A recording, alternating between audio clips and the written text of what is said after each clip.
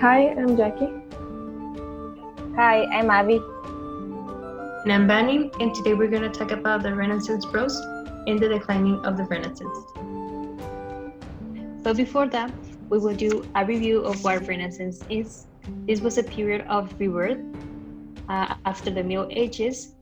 So this was a renewal of ideas, and it promoted classical literature, philosophy, and art. We already saw a bit of the poetry and dramas and plays that were in the Renaissance, and now we're gonna see more about the Renaissance effect on prose, because literature, in that sense, did not get left behind. And as every other good thing in this world, this great period of the history also came to an end. Here we are going to discuss the circumstances under which the Renaissance period declined. For the topic of the Renaissance prose, it is important to know that most of the Renaissance books are written in argumentative prose. This type of writing gave an opportunity to the elaboration of many controversies, which were mainly religious. For example, the Laws of Ecclesiastical Polity, written by Richard Hooker at the end of the 16th century, shows a Renaissance view of humanity which places human beings in between God and the animals in the great chain of being. Nowadays, scholars are the only ones reading this type of books. There are many books of fiction, and most of them are complicated romances about fighting and love. These kinds of books satisfy the reader's desire for mystery, violence, and philosophical reflection. Up to now, the best romance is Sydney Arcadia, and a much shorter work that has more taste for us today is The Unfortunate Traveler, which was published in 1594 by Thomas Nashes. It is a book about a young rascal named Jack Wilton that becomes a page on the Earl's surrey. It is not a novel, but it does appreciate the elements of the novel as a literary genre. And two other romances important to mention are Pandosto, published in 1588 by Robert Greene, which became The Winter's Tale when Shakespeare made a play out of it, and Rosalind, wrote in 1590 by Thomas Lodge, which became As You Like It when Shakespeare made a play out of it.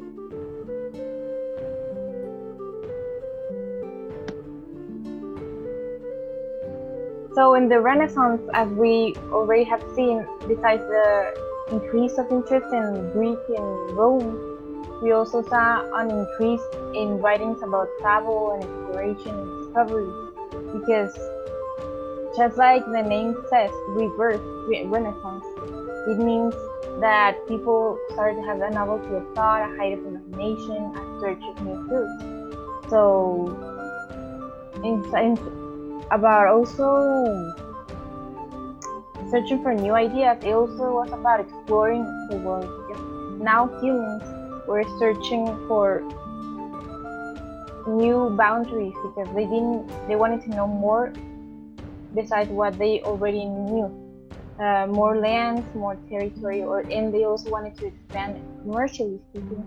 So of course, travelers increased. It was an age in when Europeans began to extend their boundaries, their territorial boundaries. And so when it came to then their own knowledge of the earth and the sky, which is the universe in itself. And with these examples, we can see Columbus, who was the one who discovered America and traveled west to discover it, and together with Amerigo Vespucci, who was the one who named it.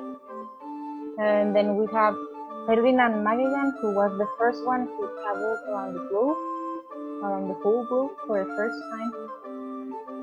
And then leaving aside the earth, now we have the sky, which comes Galileo Galilei, who was the one who discovered the satellites in Jupiter. And they extended and proved, in a way, the theories that a mathematician and astronomer Copernicus had about the universe, that the sun was the center of the universe and not the earth, as they had thought previously.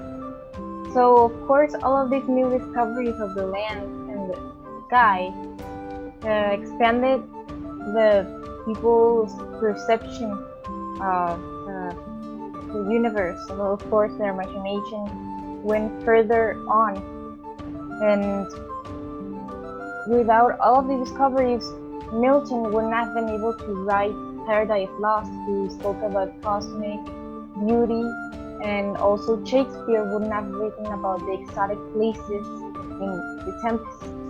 And of course, all of this expanding of boundaries also improved literacy in people, more so with the printing press, because that way literature reached out to all of the people, all the population on the earth, and literacy and people became more literate. And when they became more literate, they began to change perspectives of what they saw, and so they began to listen more to more scientific texts or more literacy texts instead of religious ones. As many other people at the time, the English wanted to travel and discover the world. But at the moment, the Spaniards were the ones ruling in terms of conquest and discovery.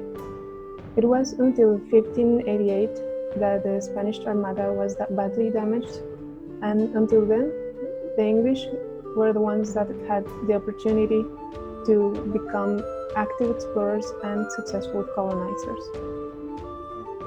Something that happened thanks to the circumstances of the weather that favored the English and not the Spaniards. Many people imagined all the new possibilities and good things that the discoveries and travels will bring.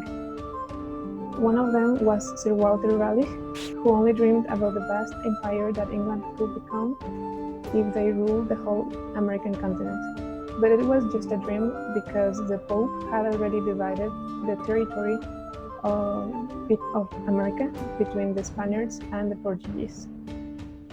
There were other people who actually did something with the new information they had about the travels and discoveries.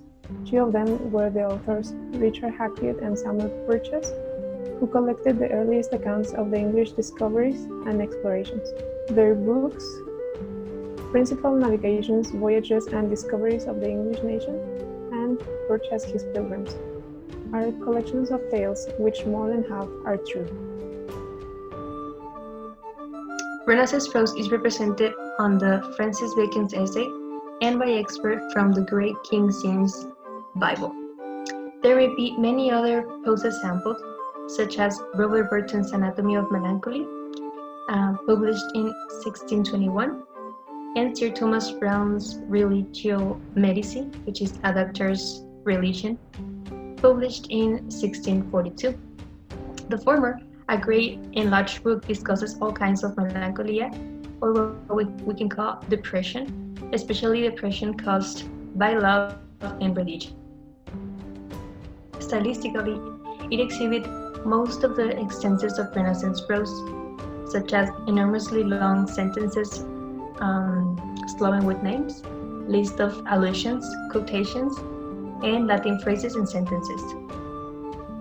Browne, a physician, wrote a poetic sort of prose that many generations of readers have found delightful because of the author himself.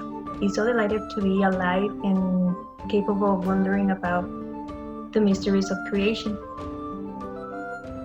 As for the King James Bible, it is still the principal achievement of English prose in any period, and the book that has influenced the most English literature. Like most Renaissance prose works, it contains much poetry. And now, for the topic of the declining of the Renaissance, we have that the two kings that ruled England during the last part of the Renaissance were James Stuart and his son Charles. But James should receive some credit for trying so hard. He wrote books in favor of the divine right of the kings and against tobacco, patronized Shakespeare and Johnson, and sponsored a new translation of the Bible. He was considered an admirable man and a peaceful ruler. However, the difficulties he had in general during his reign and mainly with his religious subjects, became the impossibilities of his son's reign. On the other hand, Charles I turned out to be remote, autocratic, and self-destructive. His time ruling was so unsuccessful to the point that his most powerful subjects had him decapitated in 1649. And when his sons returned to the power 21 years later, many things had changed in many important ways in England. The Renaissance did not exactly end in 1649 as the image says. It did not, just as the same, it did not begin on a definite date. It did not decide, oh, I'm going to start this year and then this other year. Just as it began slowly, it also declined slowly. The change of routes because of the expansion of the territories left more money to economy and commerce than arts, so of course they started to stop funding them. And also the fact that the Counter-Reformation began, which is when the English church began to censor the arts, and so people started to feel more afraid of being creative and being bold.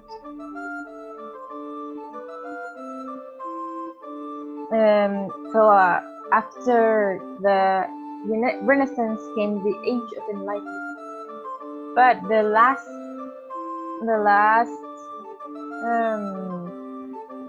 exemplar of the Renaissance was John Milton, who lived on to the age where actually the scientific truth began to replace the religious truth. So to conclude our video, we will end up saying that the Renaissance was about the renewal of ideas, and as we have noticed, is when literature stopped writing about divinity and started to focus on human as a whole. And the Renaissance did not exactly end per se, like you didn't stop having ideas or new ideas, but the ideas that searched on weren't mind-blowing as that period. Okay. We also saw how prose influenced and was influenced by the Renaissance period, and we learned how much literature is important when we want to know about any period in history. So now we more or less know the context of the Renaissance prose and the declining of it. And we also know the huge impact that this had and still has in nowadays. And well, that will be all from us. Thank you for watching.